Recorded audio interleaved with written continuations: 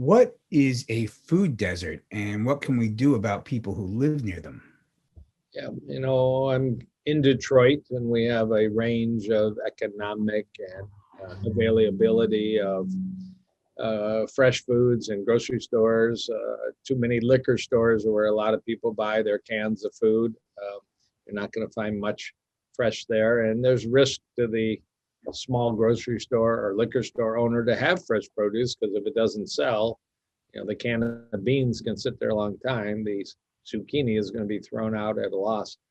So these are challenges, and they're being addressed with people of low income being able to use their supplemental income, and get double the amount of food if they choose produce versus fast food or soda pop or cookies.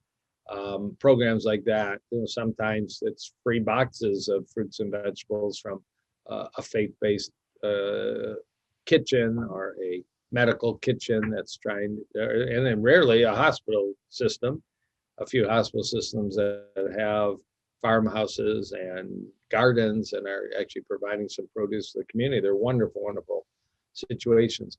And part of it is still just education. I mean, the fast food industry is a real travesty that you can walk out with a bag and calories maybe under $5, but promoting disease, poor nutritional content, and at least the impression that it'd be much more expensive to go to the grocery store and buy foods that are of a higher quality and have to prepare. So there's the need to educate people. How do you make a simple stew, a simple soup, a simple casserole, a simple breakfast, simple lunch?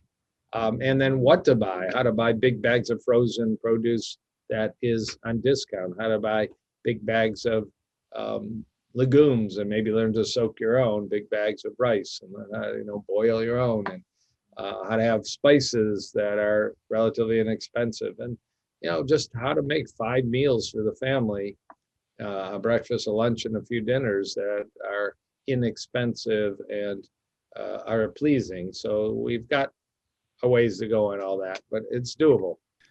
What impact does a whole food plant-based diet have on aging?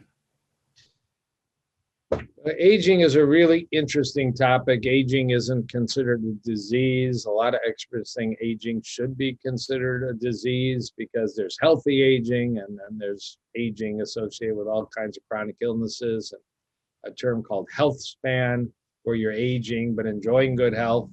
And you can have an excellent health span or a poor health span.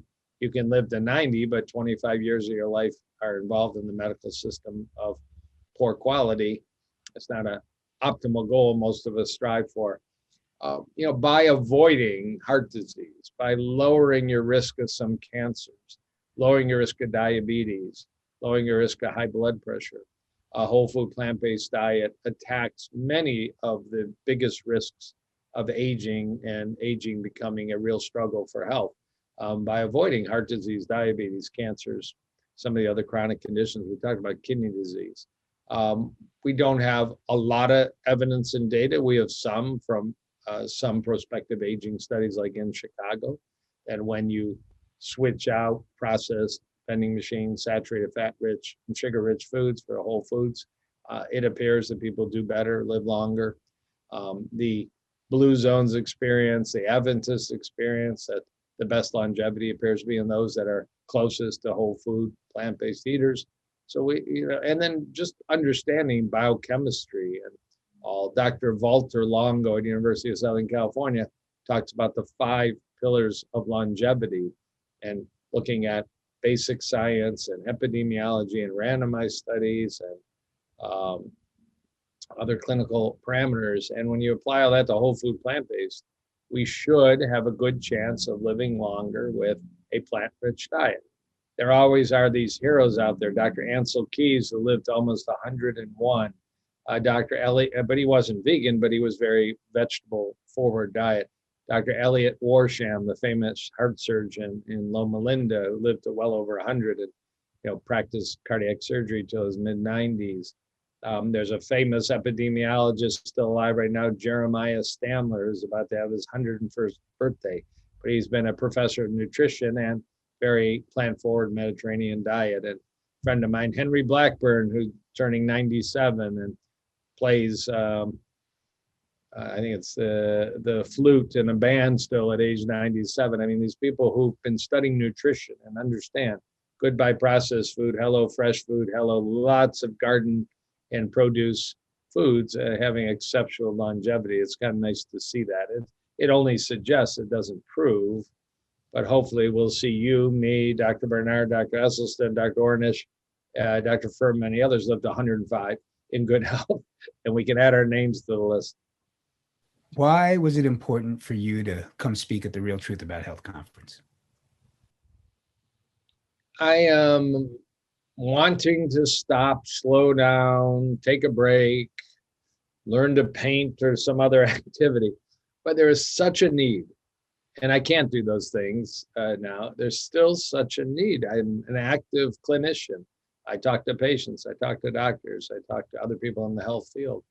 And we've seen a lot of progress in spreading the news and doing the science and getting the word out that we can, to follow a quote from Dr. Michael Greger, one of the greatest secrets in medicine is that under the right situation, the body can learn to heal itself.